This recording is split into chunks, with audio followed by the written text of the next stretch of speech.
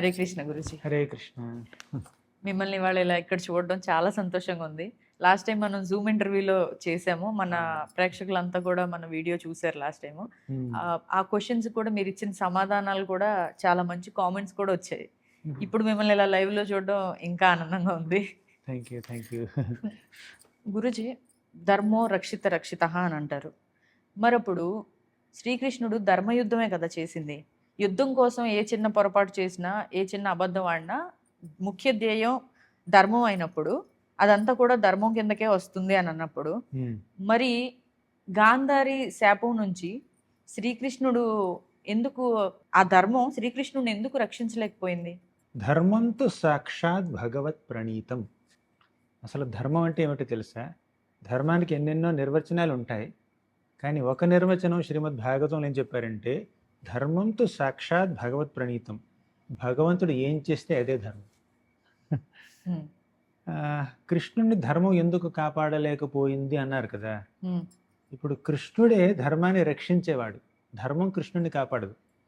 కృష్ణుడే ధర్మాన్ని రక్షించడం కోసం, స్థాపించడం కోసం, పునరుద్ధరించడం కోసం అవతారం దాల్చి వస్తూ ఉంటాడు. పరిత్రాణాయ సాధూనాం వినాశాయ చ దుష్కృతాం ధర్మ సంస్థాపనార్థాయ సంభవామి యుగే యుగే. భగవద్గీతలో కృష్ణుడు ఏమంటాడంటే, మంచివారిని రక్షించడం కోసం, చెడ్డవారిని శిక్షించడం కోసం, ధర్మాన్ని రక్షించడం కోసం, స్థాపించడం కోసం నేను అన్ని యుగాల్లోనూ, ప్రతి యుగంలోనూ ఏదో ఒక అవతారం దాల్చి వస్తాను. మత్స్య, కూర్మ, వరాహ, వామన, నరసింహ, రామ, పరశురామ, ఎన్నెన్నో అవతారాలు ఉన్నాయి. సంభవామి యుగే యుగాని కృష్ణుడు భగవద్గీతలో చెప్పేశాడు క్లియర్గా. కాబట్టి ఆయన ధర్మానికి రక్షకుడు. ఇప్పుడు మీరు అడిగిన ప్రశ్న ప్రకారం ధర్మం కృష్ణుని ఎందుకు రక్షించలేదు? ఎందుకంటే ధర్మయుద్ధంలో ఆ ధర్మాన్ని స్థాపించడం కోసం, ధర్మరాజుని ధర్మ సింహాసనం మీద కూర్చోబెట్టడం కోసం అర్జునుడికి రససారథ్యం వహించి కొన్ని చిన్న చిన్న ఏమనాలి షార్ట్ కట్స్తో కృష్ణుడు కొంచెం చాకచక్యం, స్మార్ట్నెస్ వాడి పాండవుల్ని రక్షించాడు. ఒకటేమిటంటే, జయద్రథుణ్ణి రేపు సూర్యాస్తమయంలోకి చంపేస్తాను అని చెప్పి అర్జునుడు ప్రతిజ్ఞ చేశాడు. దుర్యోధనుడు జయద్రథుడిని దాచేశాడు ఆ రోజంతా. జయద్రథుడిని చంపాలి అంటే ఎక్కడున్నాడో తెలియట్లేదు కదా అర్జునుడికి. అప్పుడు కృష్ణుడు ఏం చేశాడంటే, తన సుదర్శన చక్రాన్ని సూర్యుడికి అడ్డుపెట్టి ఒక సూర్యాస్తమయ వాతావరణాన్ని సృష్టించాడు. ఓ సూర్యుడు అస్తమించాడు కదా అని చెప్పి జయద్రథుడు బయటకు వచ్చాడు. అప్పుడు అర్జునుడు సంహరించాడు. కొంచెం చిన్న చిన్న ఇలా టెక్నిక్స్ ఉంటాయి అనమాట. కృష్ణుడు ధర్మాన్ని స్థాపించడం కోసం అప్పుడు ఇలా చేస్తూ ఉంటాడు. సరే, ఇప్పుడు ఇంత చేసినా కూడా ధర్మ పరిరక్షకుడు, ధర్మవేత్త, ధర్మమూర్తి, ధర్మ సంరక్షకుడు అయినటువంటి ఆ కృష్ణుణ్ణి గాంధారి ఎందుకు శపించింది? గాంధారి శాపం నుంచి కృష్ణుడి యొక్క యదువంశం ఎందుకు సర్వైవ్ అవ్వలేకపోయింది? అది మీ ప్రశ్న. ఒక మాటలో చాలా పెద్ద వృత్తాంతం అండి. మీకు షార్ట్ ఆన్సర్ కావాలా, లాంగ్ ఆన్సర్ కావాలా? మాకు కొంచెం డీటెయిల్గానే చెప్పండి గురు. డీటెయిల్గా చెప్పనా? ఓకే ఫైన్, చూద్దాం. మీడియం ఆన్సర్ ట్రై చేస్తాను, లాంగ్ అయితే మీరు చూసుకోండి. అలాగే. ఇప్పుడు ఏమిటంటే, కృష్ణుడు బ్రహ్మదేవుడి ఒక రోజులో ఒకసారి తానే స్వయంగా అవతరించి ఈ భూమి మీదకి వస్తాడు. అది ఎప్పుడు జరిగింది? ఈ బ్రహ్మదేవుడి యొక్క ఈ రోజులో 5000 సంవత్సరాల క్రితం జరిగింది. ఒక దాదాపు 5000 సంవత్సరాల క్రితం భూభారం పెరిగిపోయినప్పుడు ఈ దేవతలందరూ వెళ్ళి ఆ క్షీరసాగరానికి వెళ్ళి అక్కడ పురుష సూక్తాన్ని జపించి కృష్ణుని ఉదయించమని రక్షించారు అని ప్రార్థించారు. సో కృష్ణుడు అవతరించాడు. ఒక 125 సంవత్సరాలు ఆయన లీలలను చేశాడు. ఇక లీలలు ముగించి అవతారాన్ని చాలించే సమయం ఆసన్నమైంది. కృష్ణుడికి ఏమనిపించిందంటే, నేను ఇప్పుడు అవతారం చాలించవలసినటువంటి సమయం వచ్చేసింది. అంటే ఆయన వచ్చింది దేనికి? మనం చెప్పుకున్నట్టు ధర్మాన్ని రక్షించడం కోసం, మంచివారిని రక్షించడం కోసం, చెడ్డవారిని శిక్షించడం కోసం. ఈ 3 పనులు, ఈ 3 కార్యాలు ఆయన స్వయంగా చేశాడు. పూతనని, అఘాసురుడు, శకటాసురుడు, వత్సాసురుడు, వ్యోమాసురుడు, ఇలా ఎంతోమంది అసురుల్ని ఒక బాలుడిగా ఉన్నప్పుడే బృందావనంలో సంహరించాడు. అలా బృందావనంలో నుంచి మథురకు వచ్చినప్పుడు, ద్వారకు వచ్చినప్పుడు ఇంకా చాలామంది రాక్షసులు ఉన్నారు. జరాసంధుడి యొక్క సైన్యం 17 సార్లు జరాసంధుడు 23 అక్షోహిణుల సేనతో కృష్ణుని ముట్టడి చేశాడండి మథురలో. కృష్ణుడు వారందరినీ సంహరించాడు. అలాగే శల్వ అని, దంతవక్ర, విధూరత, శిశుపాలుడు, ఇలా ఎంతోమందిని సంహరించాడు. అలా భూభారాన్ని తగ్గించాడు. ఒకసారి కృష్ణుడు ఏమనుకున్నాడంటే, నేను భూభారాన్ని ఎంతో తగ్గించాను, ఇప్పుడు ఆ బాధ్యతని నా భక్తులు కూడా స్వీకరించాలి, కాబట్టి నేను ఇక నా మిగిలిన అవతార సమయంలో నేను ఆయుధం చేపట్టును అని ఒక ప్రతిజ్ఞ చేశాడు. చేసి కురుక్షేత్ర సంగ్రామంలో తాను ఆయుధం చేపట్టకుండా రథసారథ్యాన్ని తీసుకుని కేవలం పాండవులకి అలా ఒక సహాయకుడిగా, స్నేహితుడిగా, రథసారథిగా మెలిగాడు. ఇక ఈ భూభారాన్ని తగ్గించే బాధ్యత నా భక్తులకు అప్పచెప్తున్నానని చెప్పి తన భక్తులైనటువంటి పాండవులతో ఈ దుష్ట శిక్షణ, శిష్ట రక్షణ, ధర్మ పరిరక్షణ చేయించాడు. ఇది కేవలం పాండవుల బాధ్యతే కాదండి, మన బాధ్యత కూడా. మన బాధ్యత కూడా. ఇప్పుడు దుష్ట శిక్షణ, శిష్ట రక్షణ, ధర్మాన్ని రక్షించడం అనేది కేవలం భగవంతుడి బాధ్యత కాదు, కేవలం ఆంజనేయుడి బాధ్యత మాత్రమే కాదు, కేవలం రాముడి బాధ్యత మాత్రమే కాదు, కేవలం పాండవుల బాధ్యత మాత్రమే కాదు, మీ బాధ్యత, నా బాధ్యత కూడా. ఇప్పుడు మీరు ఈ శాస్త్రాల మీద ధర్మానికి సంబంధించినటువంటి క్వశ్చన్స్ అడుగుతూ ఇంటర్వ్యూ చేస్తున్నారు, మీరు కూడా ధర్మాన్ని రక్షించడానికి మీ వంతు ప్రయత్నం చేస్తున్నారు, నాతో చెప్పిస్తున్నారు కూడా. అంటే మనందరిది బాధ్యత. అంటే కృష్ణుడు ఆ బాధ్యతను నిర్వహించాడు, ఆయన చాలా హై లెవెల్లో చేశాడు. తర్వాత భక్తులు కూడా కొంచెం సేవనిస్తాడనమాట. అలా కృష్ణుడు ధర్మాన్ని రక్షిస్తూ భగవద్గీతను చెప్పి తాను అవతారాన్ని ముగించే ముందు మన అర్జునుడికి భగవద్గీతను బోధించాడు. అంటే అర్జునుడి ద్వారా మనందరికీ భగవద్గీతను బోధించాడు. బోధించి ఇక అవతారం చాలించవలసినటువంటి సమయం వచ్చేసింది. మీ క్వశ్చన్కి నా ఆన్సర్కి ఎంత లింక్ ఉందో చూస్తున్నారు కదా, వస్తాను. మీ క్వశ్చన్ దగ్గరికి వస్తాను. కొంచెం ఇంట్రడక్షన్ ఇవ్వాలి, నేను కంటెక్స్ట్ సెట్ చేయాలి. ఇప్పుడు కృష్ణుడు అవతారాన్ని చాలించవలసినటువంటి సమయం వచ్చేసింది. కురుక్షేత్ర సంగ్రామం జరిగిపోయింది. కురుక్షేత్ర సంగ్రామం అయిపోయిన తర్వాత గాంధారి కృష్ణుని శపించింది. కృష్ణ, నా 100 మంది బిడ్డల్ని చంపింది భీముడైనా కూడా ఆ భీముడికి, అసలు పాండవుల అందరికీ పూర్తి ప్రోత్సాహాన్ని, మద్దతుని, సపోర్ట్ని ఇచ్చింది నువ్వు. కాబట్టి నా 100 మంది సంతానానికి కారణం భీముడి కన్నా ఎక్కువ నువ్వే అని నేను నమ్ముతాను. ఎలా అయితే నీ వల్ల నా వంశం పూర్తిగా నిర్వంశం అయిపోయిందో, అలాగే నీ వంశం కూడా, నీ యదువంశం కూడా పూర్తిగా నాశనం అయిపోవాలని శపించిందండి. మహాపతివ్రత కాబట్టి ఆవిడ శాపం పనిచేస్తుంది. ఎంత పతివ్రత అయినా భగవంతుడి కన్నా గొప్ప కాదు కదండి. భగవంతుడిని ఎలా శపించగలదు అని ఎవరికైనా సందేహం రావచ్చు. గాంధారి శాపం, గాంధారి గొప్ప పతివ్రతే, కానీ కృష్ణుడు భగవంతుడు కదా, ఈ సకల చరాచర సృష్టికి ఆధారభూతుడు, పైగా ఆయన సృష్టికర్త. ఇప్పుడు భగవద్గీతలో 11వ అధ్యాయంలో కృష్ణుడు తన విశ్వరూపాన్ని చూపించాడు. ఆ విశ్వంలో ఎంతోమంది మంచివాళ్ళు ఉన్నారు, ఎంతోమంది పతివ్రతలు ఉన్నారు, ఒక పతివ్రత గాంధారి. అలా విశ్వానికే నాయకుడు, విశ్వాధినేత అయినటువంటి పరం బ్రహ్మ, పరంధామ, పవిత్రం పరమం భవాన్, పురుషం శాశ్వతం దివ్యం ఆదిదేవ మజం బభుం అయినటువంటి ఆ కృష్ణుడికి, ఆ కృష్ణుడు వంశానికి గాంధారి శాపం ఎలా తగులుతుందండి? పైగా గాంధారి ఇచ్చినటువంటి శాపంలో లాజిక్ పెద్దగా లేదు, ఎమోషన్ మాత్రమే ఉంది. తన బిడ్డలు తప్పు చేశారన్న విషయం గాంధారికి తెలుసు. తన బిడ్డలు ఇంకొక స్త్రీని వివస్త్రణ చేసి పబ్లిక్లో నిలబెట్టడానికి ప్రయత్నించారన్న విషయం గాంధారికి తెలుసు. ఒక స్త్రీగా పతివ్రత సంగతి, ఒక తల్లి సంగతి పక్కన పెడితే, తల్లిగా తన పాత్ర పక్కన పెడితే, ఒక స్త్రీగా గాంధారి దుర్యోధనుడు, దుశ్శాసనుడు చేసినటువంటి పనిని ఏనాడు ప్రోత్సహించదండి. కానీ ఒక ఎమోషన్లోకి వచ్చేసి శపించేసింది కృష్ణుడిని. దుర్యోధనుడి మీద ప్రేమతో, దుశ్శాసనుడి మీద ప్రేమతో. ఇప్పుడు మనకి ఎమోషన్ ఎక్కువైపోయింది అనుకోండి, లాజిక్ మిస్ అయిపోద్ది. మన భావోద్వేగానికి గురయ్యామనుకోండి, మనకున్నటువంటి ఆ వివేకం పూర్తిగా పోతుంది.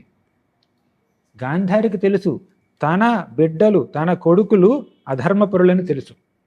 ఒక స్త్రీని, పతివ్రత అయినటువంటి గాంధారికి తెలుసండి, ఇంకొక పతివ్రత అయినటువంటి ద్రౌపదిని అవమానించడం ఎంత మహాపాపమో గాంధారికి తెలుసు. తెలిసినా కూడా కొడుకు మీద ప్రేమ ఎక్కువైపోయింది. అది తప్పని ధృతరాష్ట్రుడికి కూడా తెలుసు. తప్పని తెలిసినా కూడా బిడ్డలు చేసేటటువంటి తప్పుల్ని సమర్థించారండి ఈ తల్లిదండ్రులు. ఎంత గొప్ప వాళ్ళైనా కూడా తప్పును సమర్థించకూడదుగా. మరి అప్పుడు ఎలా ఆ శాపం కృష్ణయ్యకి తగిలింది? చెప్తాను, అదే వస్తున్నాను, సస్పెన్స్ క్రియేట్ చేస్తున్నాను నేను. ఇప్పుడు కృష్ణుడికి ఆ శాపం ఎలా తగులుతుంది చెప్తాను. ఇప్పుడు గాంధారి చేసినటువంటి శాపంలో లాజిక్ లేదు, ఎమోషన్ మాత్రమే ఉంది. ఊరికే సెంటిమెంటల్గా ఆలోచించి ఆ క్షణికావేశానికి లోనయ్యి తన వంశం నాశనం అవ్వాలని ముందే తెలుసు. అవ్వాల్సిందే. ఇప్పుడు భీముడు చంపకపోతే, కృష్ణుడు చంపించకపోతే ఈ దుర్యోధనుడు ఏమైనా శాశ్వతంగా బతికేస్తాడా ఏంటి? ఏదో రోజు చావాల్సిందే. ఇన్ని పాపాలు చేశాడు కదా, ఎక్కడ పోతాయి? ముఖ్యంగా అన్ని పాపాల్లోకి మెయిన్ పాపం ఏంటంటే ఈ స్త్రీని అవమానించడం. అది పక్కన ఫ్రెండ్ ఉన్నాడు, బెస్ట్ ఫ్రెండ్ కర్ణుడు ఐడియా ఇస్తాడు, వెళ్ళి ద్రౌపదిని లాక్కురా, చీర విప్పడానికి ట్రై చేయని చెప్పి ఇస్తున్నాడు. ఇలాంటిటువంటి అనవసరమైనటువంటి సలహా ఇస్తున్నాడు. అటువంటి దుస్సాంగత్యం చేసి తన కొడుకు చాలా దురాగతాలు చేశాడన్న విషయం గాంధారికి తెలిసినా కూడా ఆ క్షణికావేశానికి, ఇంపల్సివ్ నేచర్కి లోనై కృష్ణుని శపించింది. ఇప్పుడు ఆవిడ శాపం ఒకత్తు, కానీ ఆ శాపాన్ని స్వీకరించాలా వద్దా అనేది అది కృష్ణుడి చేతిలో ఉందండి. కృష్ణుడు ఏం చేశాడంటే శాపాన్ని స్వీకరించాడు. ఎందుకు స్వీకరించాడు? తన వంశం మీదకి తాను ఎందుకు శాపాన్ని స్వీకరించాడు? దానికి కనీసం 10 కారణాలు ఉన్నాయి. ఎన్ని వీలైతే అని చెప్తాను, లేదంటే మీ ఇంటర్వ్యూ అంతా దీంట్లోనే వెళ్ళిపోతుంది, కానీ ఒక్కొక్కటిగా చెప్తాను నేను.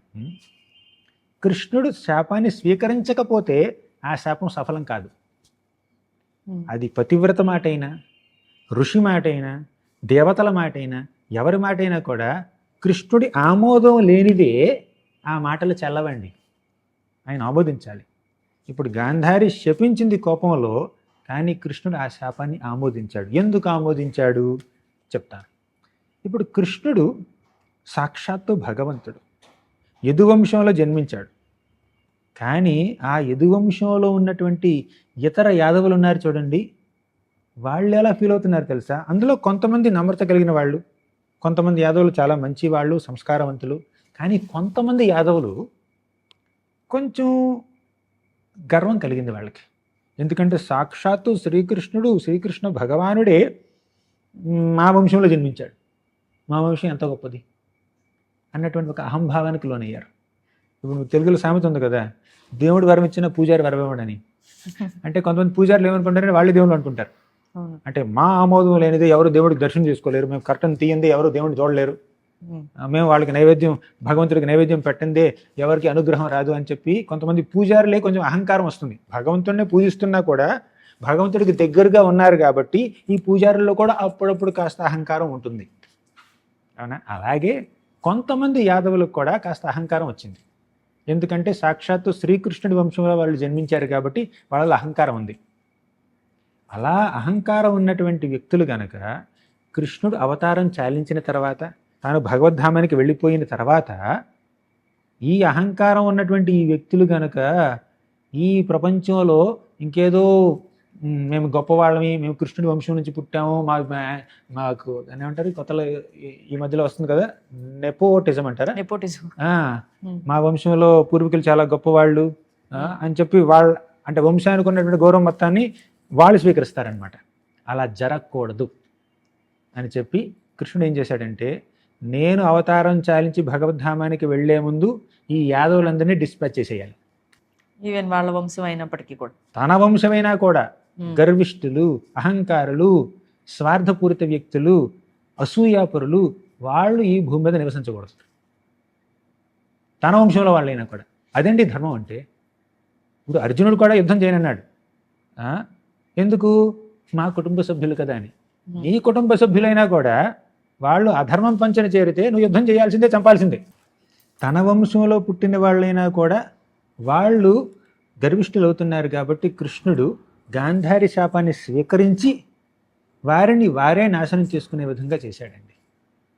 ఇక్కడ ఇంకొకటి ఉంది, మీకు ఒక శాపం గురించే తెలిసి ఉండొచ్చు, ఇంకో శాపం కూడా ఉంది యదువంశం మీద.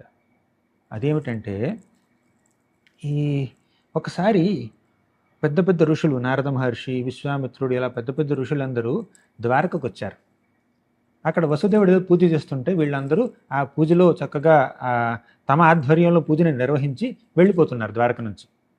అప్పుడు కృష్ణుడి యొక్క భార్య జాంబవతి సుతుడైనటువంటి సాంబుడు ఉన్నాడండి. ఆ సాంబుడు ఇంకా కొంతమంది పిల్లలు, వీళ్ళందరూ యదువంశీయులు, వీళ్ళందరూ ఏం చేశారంటే సాంబుణ్ణి ఒక గర్భిణీ స్త్రీగా అలంకరించి ఈ ఋషులు ఎదురుకు తీసుకొచ్చి, స్వాములు మీరు బాగా, మీకు మంచి మంత్రాలు తెలుసు, భూత భవిష్యత్ వర్తమానాలు కాలాలు తెలుసు, మీరు చెప్పండి, ఈ గర్భిణీ స్త్రీ మగబిడ్డకి జన్మనిస్తుందా, ఆడబిడ్డకి జన్మనిస్తుందా అని అడిగారు. ఒక పురుషుడికి గర్భిణీ స్త్రీలాగా వేషం వేసి వీళ్ళని ఎగతాళి చేస్తూ ఈ గర్భిణీ స్త్రీ బిడ్డగా ఆడబిడ్డకి జన్మనిస్తుందా మగబిడ్డకి జన్మనిస్తుందా అని చెప్పి ఒక క్వశ్చన్ వేశారనమాట. వీళ్ళు మమ్మల్ని ఎగతాళి చేస్తారా, ఇలా పరిహాసం చేస్తారా అని చెప్పి ఈ ఋషులకు కోపం వచ్చి శపించారు. ఏమన్నారంటే, ఈ గర్భిణీ స్త్రీ ఒక ముసలానికి జన్మనిస్తుంది. ముసలం అంటే ఒక ఐరన్ క్లబ్ అనుకోండి, లంప్ ఆఫ్ ఐరన్. ముసలానికి జన్మనిస్తుంది. ఆ ముసలమే మీ యదువంశ నాశనానికి కారణం అవుతుంది అని చెప్పించారు. అప్పుడు వీళ్ళకి కొంచెం తెలివి వచ్చి, అయ్యో మేము ఋషులతో ఆడుకుంటున్నామే, మహామహా బ్రాహ్మణులు తపస్సు సంపన్నులతో ఆడుకుంటున్నామని చెప్పి వాళ్ళకి భయం వేసింది. ఇంతలో వీళ్ళు వెళ్ళిపోయారు, ఋషులు వెళ్ళిపోయారు. అప్పుడు అదే క్షణంలో సాంబుడి కడుపులో నుంచి ఒక ముసలం బయటకు వచ్చింది. అంతే, వెంటనే ఆ పెద్ద ఇనప ముద్దని ఆ ముసలాన్ని తీసుకువెళ్ళి ఉగ్రసేన మహారాజు దగ్గరికి తీసుకువెళ్ళారు. ఉగ్రసేన మహారాజు తెలుసు కదా, కృష్ణుడి యొక్క తాతగారు, కంసుడి యొక్క తండ్రి గారు, ఆయనే ద్వారకకు రాజు. కృష్ణుడే అంతా చేస్తున్నా కూడా ఆయన ఎప్పుడు రాజ్య సింహాసనం మీద కూర్చోలేదు. ఉగ్రసేన మహారాజు ద్వారకని వెళ్తున్నాడు రాజు. ఆ ఉగ్రసేన మహారాజుకి ఈ ముసలాన్ని చూపించాడు. చూపిస్తే అప్పుడు ఉగ్రసేన మహారాజు ఏమన్నాడంటే, ఆహా, ఈ ముసలం మన యదువంశానికి నాశనానికి కారణం అవుతుందా అని చెప్పి ఆయన ఏం చేయాలో తెలియక ఏమన్నాడంటే, ఈ ముసలాన్ని తీసుకువెళ్ళండి, సముద్ర తీరానికి తీసుకువెళ్ళండి, అక్కడ రాతి మీద అరగదీయండి, చందనం ఎలా అయితే అరగదీస్తారో అలా అరగదీసి ఆ పిండి మొత్తాన్ని మీరు దాంట్లో కలిపేసేయండి, ఆ నీళ్ళలో కలిపేసేయండి, సముద్రంలో కలిపేసేయండి అని చెప్పాడు. అలాగే చేశారు వాళ్ళు. ఇక దాన్ని అరగదీస్తూ ఉన్నారు. ఒక చిన్న మొక్క మిగిలిపోయిందండి, ఇనుప మొక్క చిన్నది మిగిలిపోయింది. అంటే దాన్ని కూడా అరగదీయలేరు కదా, ఆ మొక్కని అక్కడ వదిలేశారనమాట. ఇప్పుడు నీళ్లలో కలిసినటువంటి ఈ ఇనుప పొడి ఉంది చూడండి, అదంతా ఈ అలల వల్ల ఈ సముద్ర తీరానికి చేరుకుంది. చేరుకుని ఆ పొడంతా పెద్ద పెద్ద కర్రలుగా, వెదురు బొంగుల్లాగా పెరిగింది అనమాట. కేన్స్ పెద్ద పెద్ద కర్రలాగా పెరిగింది.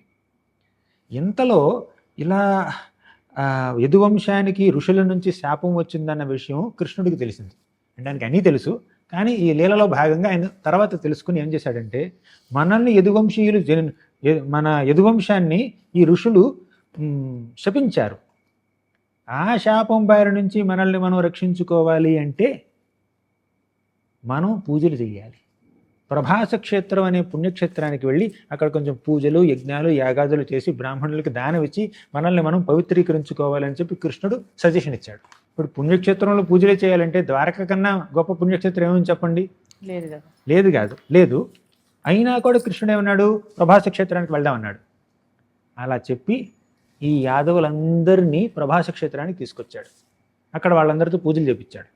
పూజలు అయిపోయిన తర్వాత క్షత్రియులు కదా, కొంచెం మద్యపానం చేశారు, బ్రాహ్మణులకు దానం చేశారు, పూజలు అయిపోయినాయి. ఇక కాస్త తిని తాగడం మొదలుపెట్టారు, కాస్త మద్యపానం చేశారు.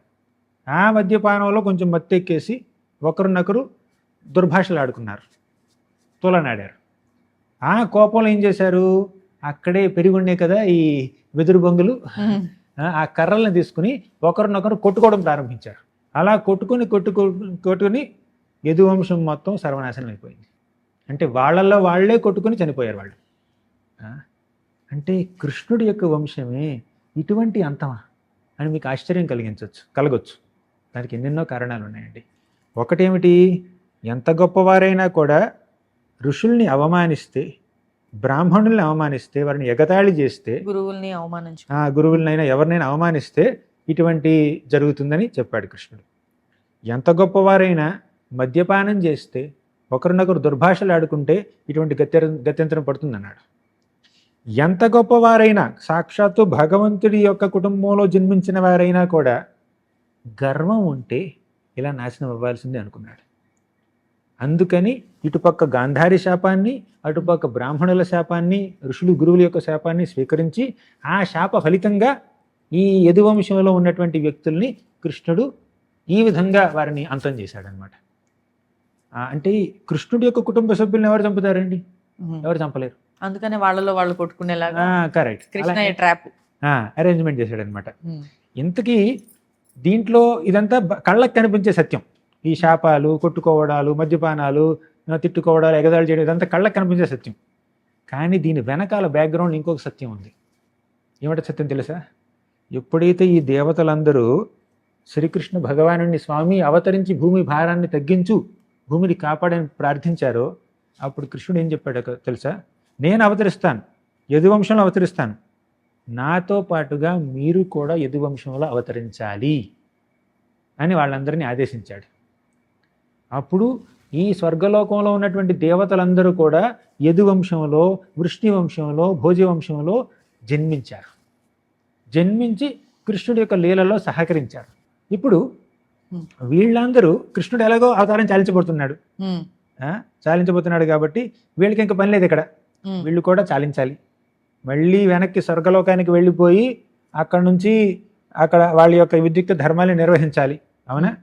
అంటే కృష్ణుడికి సహకరించడం కోసం స్వర్గలోకం నుంచి, పైలోకాల నుంచి భూమోదికి వచ్చి మనుషుల్లా వ్యవహరించారు యదువంశీయులుగా. పని అయిపోయింది కదా, ఇప్పుడు 125 ఏళ్ళు అయిపోయింది కదా, మళ్ళీ పైకి వెళ్ళి వాళ్ళ పనులు వాళ్ళు చేసుకోవాలి. వాళ్ళని డిస్పాచ్ చేయడం కోసం కృష్ణుడు వాళ్ళలో వాళ్ళే కొట్టుకునేలా చేశాడు. అంటే పైకేం కనిపిస్తుంది, వీళ్ళు కొట్టుకుని చనిపోయారు అనిపిస్తుంది. కానీ వాళ్ళు ఏం చేశారంటే, వీళ్ళందరూ దేవతలు కాబట్టి ఈ దేవతలు వాళ్ళ యొక్క అవతారాన్ని చాలించి మళ్ళీ పైకి వెళ్ళి దేవతల్లా వాళ్ళ యొక్క సేవలను కొనసాగించారు స్వర్గలోకంలో.